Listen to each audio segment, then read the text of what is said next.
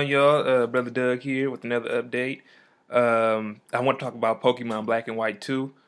Um, so here's some details. Apparently, it takes place 2 years after the events of the first game, which is pretty cool because the Pokemon Black and White, the first game, had like a phenomenal, awesome, epic storyline, that I've ever experienced in a Pokemon game. To be honest, that's just me. I don't know about y'all, but to me, it really succeeded its predecessors with this storyline. They had the Illuminati-based villains, Team Plasma. Didn't they act like the Illuminati or PETA, basically? The PETA, whatever the fuck you want to call them. Yeah, man. After watching this trailer, I've just been, I'm eager to get this game now.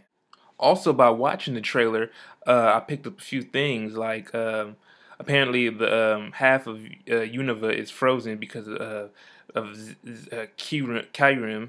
I hope I'm pronouncing that right. Kyurem, because he has two clones of himself. Well, there's two Kyurems, black one and white one, and apparently one of them froze over Unova, and there's gonna be a lot of new things. Like one thing I caught was there's gonna be some wild Eevees. Like wow, you can have the whole Eevee family. Not Empoleon, Umbreon, Espeon, Flareon, Vaporeon, Jolteon, Glaceon, Leafeon. Man, it goes on and on.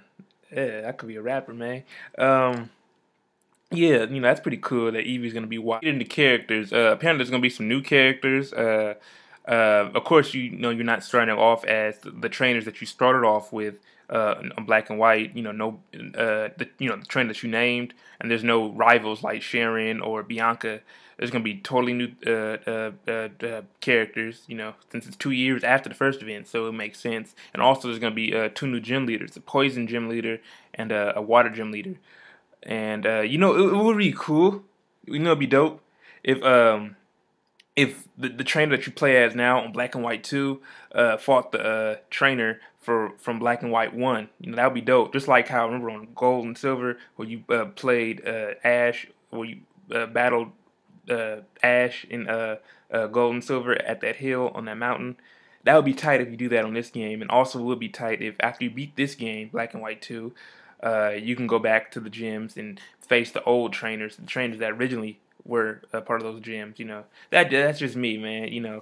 Also it would be cool where you go to all the regions. That'd be the game of the year. I mean, if you go to Unova, Sinnoh, Hoenn, Kanto, Johto, my mama's house. I'm just playing. But yeah, it would be cool if you can just go to all the regions, just like Gold and Silver, where you went to back to Kanto and face Misty and all them, the Kanto gym leaders.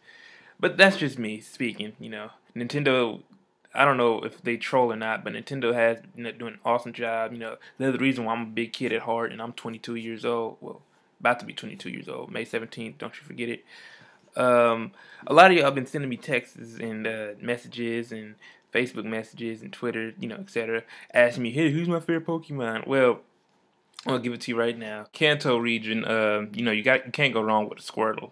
Squirtle is my favorite Pokemon to this very day, and of course Pikachu. You can't go wrong with a Pikachu, and not cause the anime. Well, that's actually why, cause the anime. But I just love Pikachu. He's so cute and yellow, and I just want to have one. And Ash is for Generation 2, Johto. It would have to be Cyndaquil, Umbreon, and Espeon.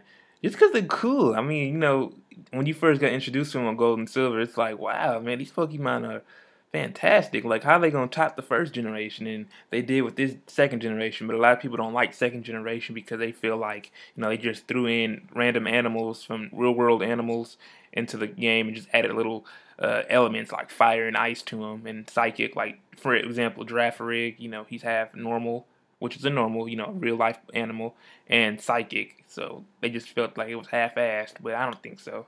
For Generation 3, I didn't really like Generation 3 that much. I don't know why. Maybe now I did agree with the fans on that one. Generation 3 was kind of like, yeah, it was okay. But I'll go with the Blaziken, because Blaziken was pretty raw. It was pretty creative to use a fire chicken, because who doesn't eat fried chicken? And so that's why I'm going Blaziken. Not because I'm black. For the fourth generation, there wasn't really a lot of likable Pokemon, that I can actually say that I had a favorite. But there were a few that stood out and that helped me throughout my battles. Staraptor is one of them. He's at level 80 and he's the strongest Pokemon on my team. Well, when I had played Diamond and Pearl, I still have it, but so I'll roll with Staraptor. Boom, Generation 5. I'm gonna go with Braviary and Samurai, just because Samurai's helping me along the way. Oh, and Zekrom. I can't go wrong with Zekrom either. And those are the 5 generations of Pokemon that I call my favorites. And who are yours? I want to know you guys' favorite. What generation did you like better? Did you like 1, 2, 3, 4, 5? Do you have made up Pokemon that you like? Let me know at the comments at the bottom, y'all. Also, follow me, subscribe, follow me on Twitter, Facebook, and let's talk, man. Pokemon Black and White 2 will be out fall of this year, I believe. If not, it's probably going to be early next year. Other than that, y'all stay tuned.